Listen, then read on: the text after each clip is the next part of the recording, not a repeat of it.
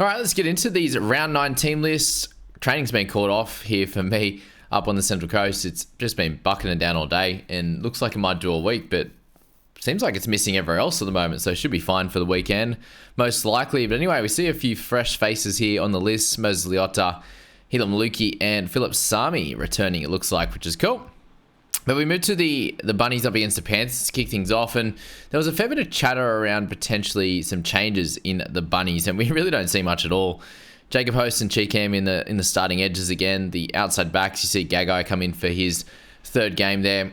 If you're looking at him in Supercoach or own him there, I think it's very hard to buy him, even at the basement price, for his third game in Supercoach as well. And in fantasy, I just don't think he can score tries every week, especially against the Panthers here. I would expect that this is a good beat down by the Panthers there. Jai Gray, the other one obviously to look at in the half position.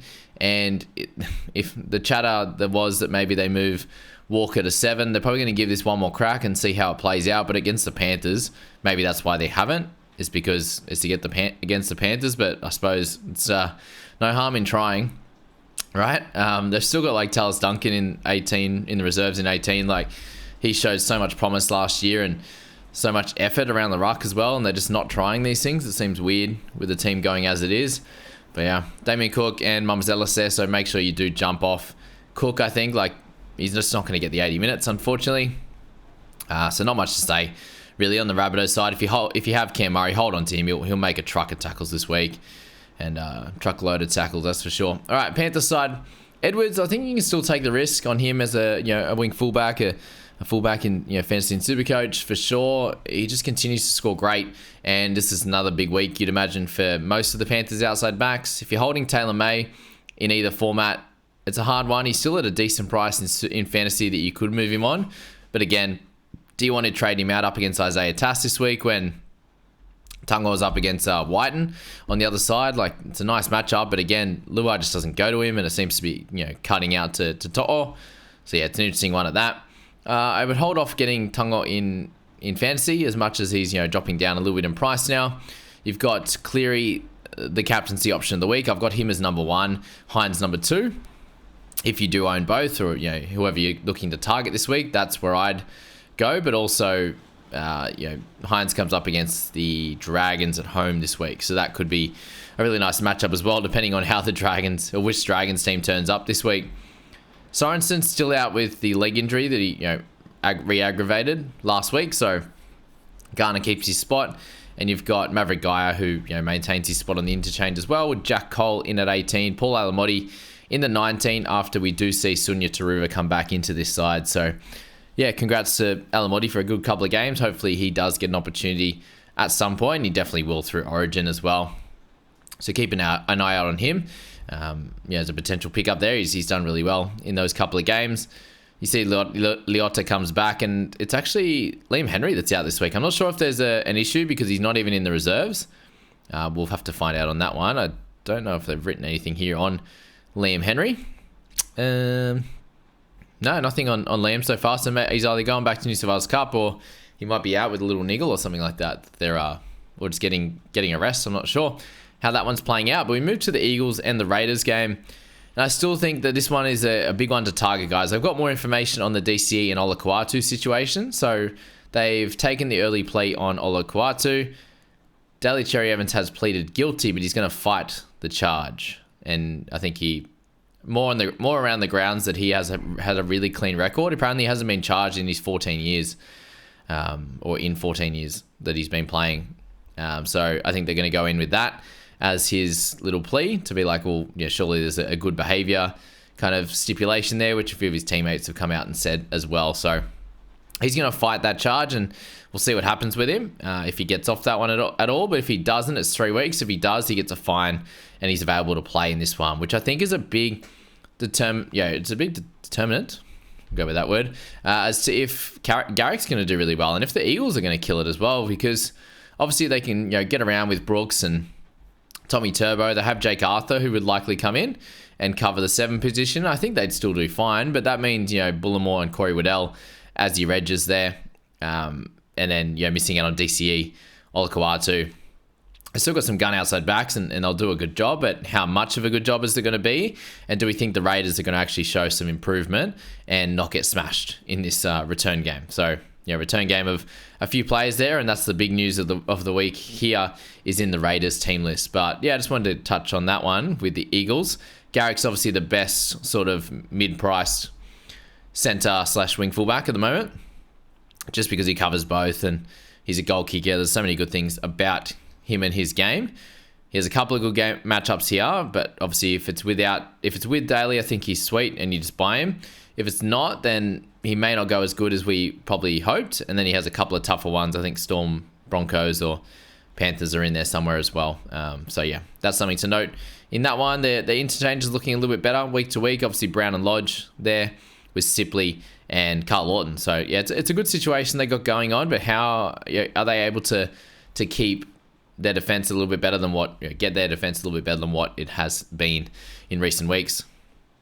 On the Raiders side, Albert Hopoate comes straight in after he's finally got through about a month of his burnt hand, and he's going to take Chevy Stewart's spot, which is pretty massive, guys, for those that own him. Obviously, he isn't even named in the reserves either, so I'm not sure if there's a real issue with him at all. Pasami Saulo was out there in this one, but I think maybe just after the loss and with him being a youngster, they're like, it's a good time to give you send you back to Cup and get Albert Hopoate back in the team. They're also replacing Schiller with Nick Kotrick to change that up as well. I'm not sure if what the reasoning is there. Maybe it's the defensive side of things, but that's where they've gone for. Kotrick returns with Albert Hopoate for anyone who is holding Nick. But I suppose with Chevy, there's a high chance that you weren't needing to play him this week, so it might be fine.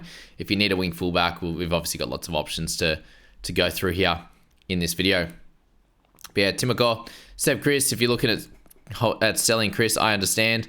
Selling or holding is completely fine, obviously. In this one, how good is he going to go up against Ruben on that side? So probably a good thing that Olkawatu's out. DC playing, it might hurt him a little bit, but we'll see how that goes.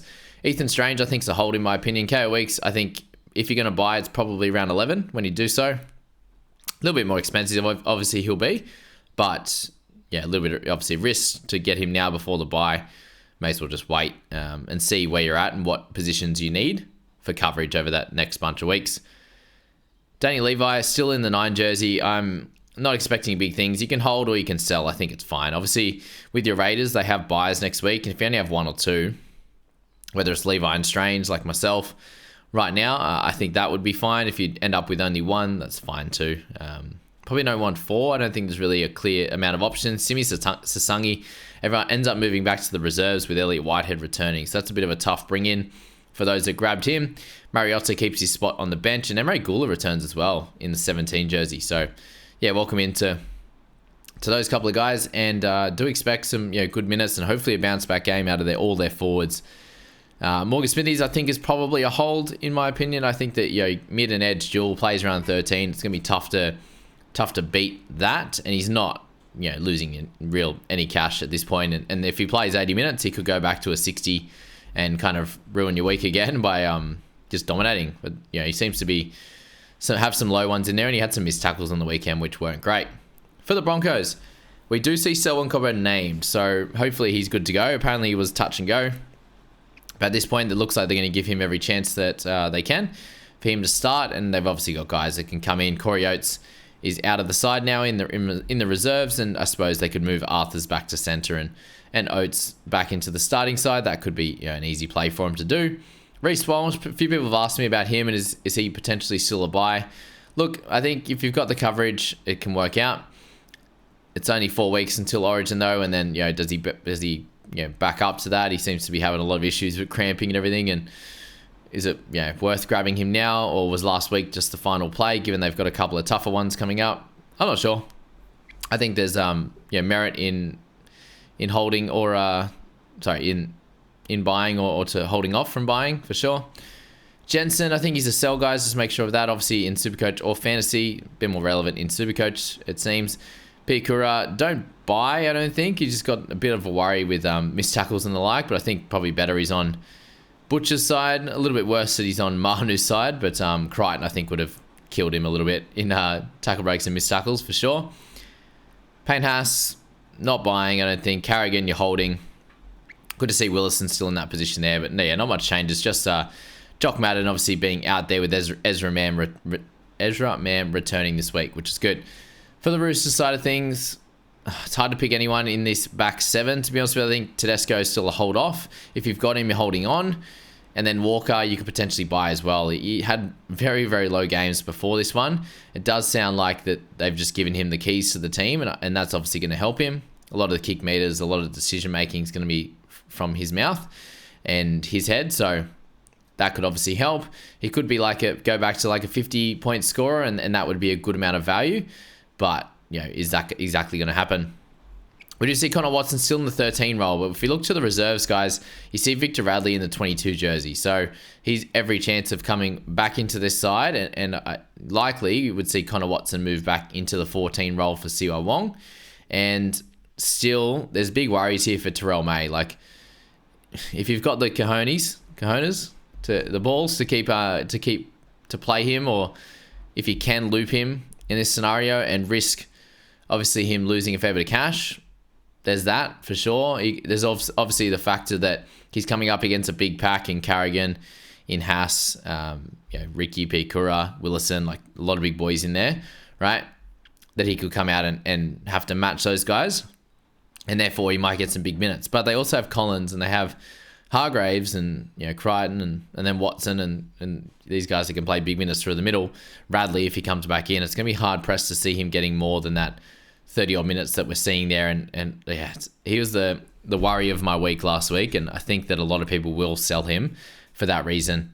Connor, I was excited to look at him as a potential buy, but we needed to see what position he'd end up in if Radley was going to be back playing, if Radley played some edge, or if just all that chatter was a little bit of bull. But Watson's probably the exciting one out of all of it, to be honest. But yeah, it's a hard one to pick now if you think that there's a high chance that Radley ends up coming into that starting side. And then you've got Crichton, make sure you have him in your side. Brandon Smith, hold or sell, both are fine. Just have a look at round 13 and round 14 in conjunction and see if you can cover him. Yes or no to that question, and make your decision from there. Tupou comes in for Jennings. Doggies up against the Tigs. So for the dog side of things, there are a couple of changes. Mainly that Josh Curran moves to the front row. Kurt Mann moves into the 13 role. But the biggest one here, and I was looking at, was Jacob Preston watch, and he is in the 22 jersey. So every chance that he ends up coming into the starting side and taking Jamin Salmon's spot, which in this case would either mean that Kurt Mann goes back to 14 and Bailey Hayward, I would imagine, leaves the side because he's playing that type of role, that 13 type of role in there. Salmon could move to 13, Kurt Mann to move to 14, or Salmon could move to the bench, and that's the frustrating one. So be prepared to loop Jamin. I don't think Sam Hughes is in too much trouble. If Bailey Hayward was the one to go, or if it stays the same, right? I think Hughes is fine. Salmon's fine, because Salmon would play the full 80 with this exact team, right? So that would be sweet. Like, just having Kurt Mann back doesn't make a massive difference to this side. To be honest with you, there's might mean a few less minutes for Hughes. Kurt Mann might come back and play 40 odd, something like that. Curran probably loses 10 minutes, and King ends up in a certain point. But they got Blake Taff in there at 17. He's likely to come on for Hutcho again, like he did last time. We'll see how that one plays out. But yeah, it's big watch if Preston comes in. I think it'd be hard. You'd be hard pressed to play Salmon if he's on the bench. I'd play Hughes over Salmon in that scenario. Suppose if you can, there's an option to play neither, then that could work as well if Preston comes in. Otherwise, you can play both fairly comfortably. On the Tigers side, Solomon Alamalo worked out really well that he ends up sticking into this side. So it doesn't look like they've got anyone clearly coming back. Obviously, actually, scratch that. Stafford Toa is the man on the list. So they've just dropped Fa'atape. So I think that scenario is done. But yeah, so in this scenario, would Brent Naden, if Stafford Toa comes into the side, does Brent Naden just leave the side, or does Solomon keep his spot? That's probably an interesting one to look at, but I still find it hard for us to pick him, given he's up against, what side's he going to be on? He'll be on the left, which is the better side for him, but still Karaz, to be honest with you. But yeah, I think with him, there's other better wing fullbacks that could potentially score better. Like last week, he had try savers and 3 turnover tackles to get him his points. That's where I was thinking. And yeah, he could do that again, but it's unlikely. The forward situation stays exactly the same. Expect Bateman to score really well. That's 2 games now in the mid there, looking for his duel in round 14 after, start of round 14 after 13 there is when it's at, I'm pretty sure. So that could be helpful for when he comes back, right? Yeah, that's the general thoughts. But he has to keep that spot. He's going to be the guy I want to be chasing this week. But again, in a situation where I've got a lot of edges at this point, do I want another one in him there in that scenario? Yes, the scores will be good, but does it cook me a little bit with my coverage and just overloading in the edge position? That's something I need to think of myself. Appy's been named, which is nice. It did sound like he was going to be fine to play in this one. They've got Simpkin in the 18 jersey, so obviously if Appy's out, they just straight swap them. But at this point, it sounds like he'll be fine if they're keeping Latu at 14 and not Simpkin in this one for Appy cover. Titans up against the Storm. So, with the Titans side of things, you do see Harley keep his spot. Philip Sami does come back into the team. Cam Pereira was on that left-hand side. He's back down to the 18 jersey. So, Brimson, definitely a solid option this week. If you need wing fullback or half cover, I think he can keep doing good things. Obviously, against the Storms, probably not his favourite matchup, but I still think he can score solidly. Somewhere in the 30s to 40s would be my thoughts and my opinions on that one. Brian Kelly did really well. He's going to have a fun time on that left-hand side. So is obviously Dave Fafita. So be worried a little bit about Eli Katoa and his potential missed tackles, along with Jerome Hughes, Nick Meaney. Those kind of guys might have a little bit of a tough time this week against Fafita and Kelly. We'll see if they, obviously they'll have to prepare for it, given they know how, formidable that attack is coming at them. So there's that to think about. Isaac Liu's just been named in the 13. Same with Beau Fermor, but Cleese Haas could move straight into that spot in the the hour before update, just like it has each of the last bunch of weeks.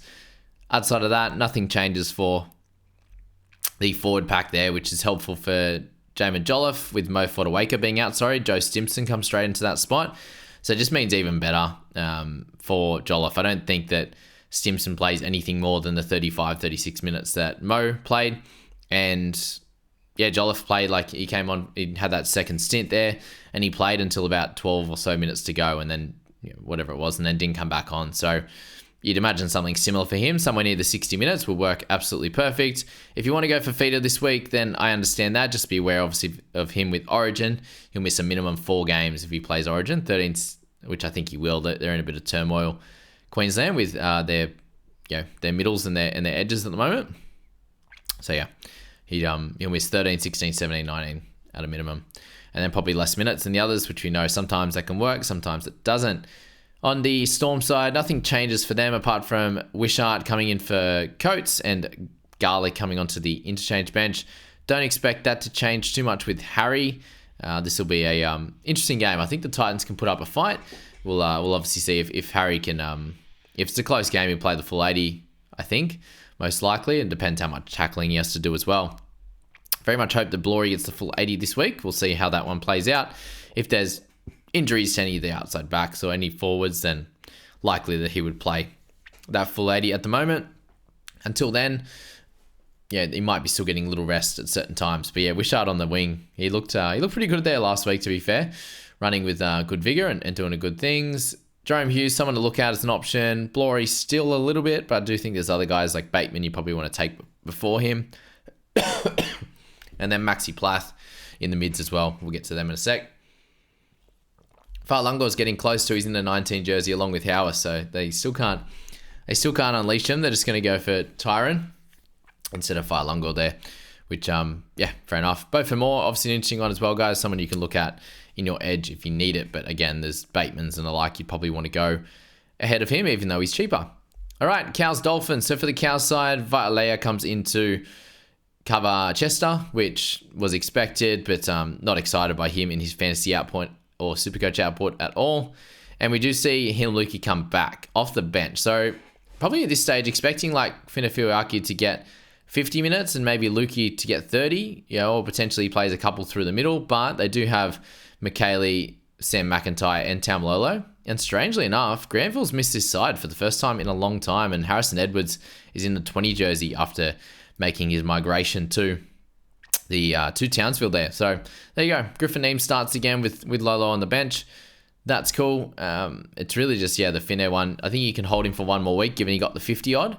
Do you want to play him in this one? Look, he played pretty well, to be fair. We'll see what happens with, obviously, their last hour before game time, team list as well. But, it's an interesting one. I think he's at least a hold. Do you have to play, can you try to avoid playing him? Probably, I think. It could go a little bit poorly, could go all right still as well. Good news for myself on the Dolphins side. Trey Fuller still been named. Seems like Jesse Brom was actually a bad cork to his calf. So he seems to be okay, which is good. Still no sign of Herbie Farnworth. And we just heard today as well that Flegler out for at least, it looks like a minimum another 4 weeks, which doesn't look great at all for him. Obviously, with Origin coming up, that will be 9, 10, 11, and 12. And he probably misses Origin 1 as well. So he could come back and play in that round 13 potentially. But I do suspect it would be for the Dolphins, not for Queensland. That's for sure. So there you go. That's the big news on that front. Connolly Lemuelu does return off the bench, so that'll be fun. Still no Jared Wallace. Oren Keeley moves from the bench to the reserves to cover for Lemuelu as well. And that's the only change on the interchange there. Oren has played good minutes in the last few weeks, obviously with Kenny Bromwich not playing the full 80 in both of those. Felice Kafusi likely to play the full 80, so it'll be interesting to see if Aitken loses some minutes now with Connolly. And if you are an Aitken owner with Connolly on the bench there, you are a little bit worried, but you're going to be watching this game with bated breath, hoping that he doesn't come off for Connolly. Max Plass, still a great option, guys. Mid and half dual, plays all 3 majors. Flegler nowhere to be seen. Seems like a very easy pickup.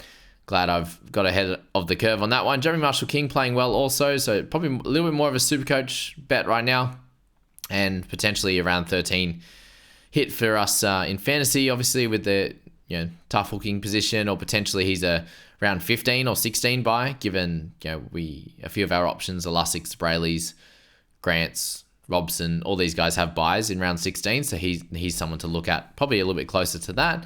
For sure, I wouldn't go and buy Aitken now, just on this fact that there's a bit of a risk, but it could pay off. It's probably just more for the holders, to be honest. Trey Fuller, still in this spot. Happy days. So good on that front. Still Averillo and Tessie New. I do think that Herbie will just come in for Tessie, most likely.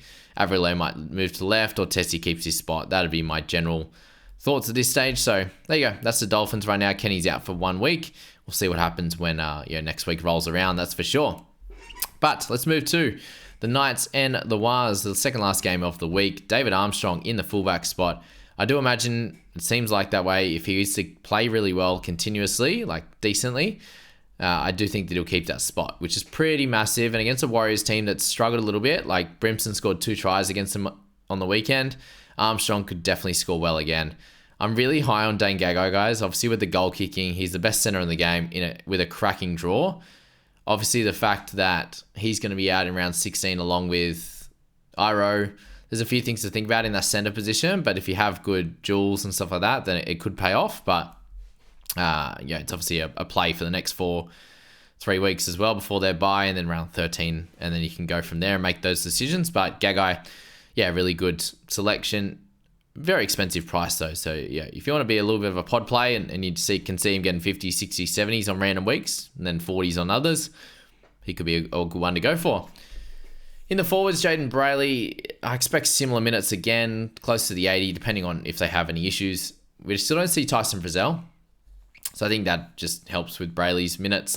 There's no, they're likely to keep Dylan Lucas on the bench and still playing decent minutes. And you've got guys like Brodie Jones, Jed Cartwright that are unlikely to play big minutes there. And that's where, Crossland can just come on through the middle in the 13 role, covering for Elliott, and Daniel Saifidi with Jones and Cartwright can cycle through the mids there, which is cool. So Brayley, a really good purchase. Kyvie Spall, hopefully a bounce back from him. And we see Jack Hetherington in the 19 jersey, so not back in this side as yet, along with Matt Croker, who has had a bit of a fall off this year, hasn't he? So hopefully he comes back to some good footy and can get back into making this side. And on the Waz legends, we've got Chanzi, still a really solid pickup. I think he'll be, as I said, a 45 average going forward. Some bigger scores, some lower, and that's just how it'll be. Tamari Martin, hopefully he passes a little bit more to Roger for any owners of him, and he gets a little bit more luck compared to that of last week. Adam Fanua-Blake, the one of the premier mids in this game, both him and Tohu are basically the same price again at like 780. So there you go. Still solid picks, but it's getting pretty expensive now, to be honest with you. They have to average at least mid-50s to be worth it for you, and they don't play 13, but play 14, 16, 17. Keep them in mind. We do have an interchange there of Walker, Tomale, Bunty Afoa, and Jacob Laban there as well, who I think that, they're obviously all going to look for some minutes for sure. They're going to want to be in this side. You've got Paul Roach that was in the 17 role that isn't now, so he's replaced by another middle, which might mean that Tohu doesn't play 80. It might mean Adam Fanua-Blake's a little bit lower, but they got smashed on the weekend when Adam Fanua-Blake wasn't on the park, so they got to find a way to get him on there as much as possible without completely cooking him, because he's running for so much when he's out there. So there you go. And then the last one, guys, Sharkies Dragons, 4 p.m. at PointsBet again. I'll be captaining Hines in the last game of the round. Hopefully it's the same result or something similar. 80 plus would be absolutely incredible to match Cleary's 93. There you go. So that's my calls for the week. Hopefully Hines can match the 93. Anyway, Kennedy keeps his spot, obviously. Kale Iro is the one we want to talk about. He keeps it. Atkinson's still there. He's an easy one to pick up, I think, that has the dual wing fullback and the half, which is good. Hines, you can still grab him. I do think over the next 4 weeks that Cleary is the play. But on the other hand, they could absolutely smash Dragons this week, and we know that he's in form and he's the main playmaker. And Cleary has Luai. He's still a dominant figure. As good as Cleary is, Luai demands the ball as well. So Hines, I'm so happy being an owner of Hines, and without Cleary, I'm a little bit worried, but obviously I have one top tier guy. So I think you need at least one. Whichever one you want to go for is up to you. As I said last week, I thought it was overall coaches go for Hines, head-to-head coaches go for Cleary, because if Hines makes Origin, it cooks things for head-to-head side as well, because he misses a bunch of extra games in that one. Whereas Cleary, he's going to miss the 3. Obviously a chance of not backing up for others, but there you go. That's that. Both are good options anyway. Interchange stays the same. Who's back? Toby Rudolph back in this one, so hopefully he's okay, and whatever happened last week, he's fine. McInnes there at 13. Just keep holding with him, guys. Yes, he scored a try last week, but he'll keep doing good things. We still don't see, obviously, Luciano Leilua in the 21 for the Dragons. But for the Sharks, not too much else to think about. Britton Nickera, a really solid pickup in the edge as well, but I would go Bateman over him. Yes, he's more expensive, I think, but I'd still go that way. Hazleton keeps scoring tries, big boy. But Tuipulotu, Bird, Lomax, Ravalawa, still same situation for the Dragons there. Flanagan, I think you need to sell. He's done in teams for sure. Harm-Sile, only thing to note, guys, with his massive minutes in recent games, that Eisenhuth, 2 of the last 3 games, I believe, has had to move from the middle out to the centres. So Bird a few weeks ago, 3 weeks ago, I think. Eisenhuth last week moved out for Sully as well. So he's had to do that a couple of times, and that's 3 games as Siles had to have last 2 games that big minutes. So I want to go back and look at round 7 and see what see how that one played out. But I do think that one was fine, and there was the week before that was the Bird issue. But there you go. Definitely someone to look at 400k. They can get you close to a 40. It looks like if he's playing 50 odd minutes, he's very easy buy, which is what we're hoping, in the preseason. It finally is kind of happened now. Jack de Belin, people are looking at it. He's obviously dropped a fair bit in price, but off the bench, without scoring a try, it's just going to be a little bit short of what you want, in my opinion, on that one. So there you go. Moses Sully obviously is the one out this week, and Bird returns. So pretty easy on that front. Looks like that means Bird likely goes to the left-hand side, I think. He'll just straight swap for Sully. So there you go. That's that one there. It's probably all we need to talk about. Ramian on the Sharks side, obviously a good score last week along with Sione Katoa. Ramian, we know what he can do, but again, you don't want to be missing out on his big ones because he's going to be a volatile 20 or 30 guy into a 60, 70, 80. And you had the big one last week. Can he, will that happen anytime in the next few weeks? I'm not sure. It's up to you if you want to decide on that one. Thanks so much for being here for the team list for round 9. We're getting through the season pretty well at the moment, and hope that things continue to go well. It was mainly the Raiders one that was a big change, and if you do have Stewart, I think you hold steady with him. Seb Chris, you can decide what you want to do. Schiller, I think, is a sell now as well. He's done a great job. You can use him to loop as well this week, so that's up to you. But they're an early game. So there you go, guys. That's that, and we'll catch you in the next one.